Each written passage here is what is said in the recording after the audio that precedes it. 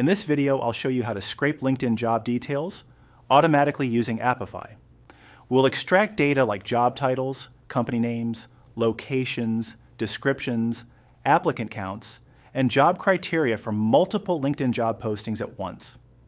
The whole process only takes a couple of minutes. First, go to LinkedIn Jobs and search for software engineer roles. Now go to Apify and search for LinkedIn Job Details Scraper. Open the actor page. Now go back to LinkedIn and open the first job listing. Copy the URL from the browser address bar and paste it into the input field. Open the second job listing, copy the URL, and paste it in as well. Do the same for the third job listing, then click Start. Once the run finishes, open the dataset to see the results.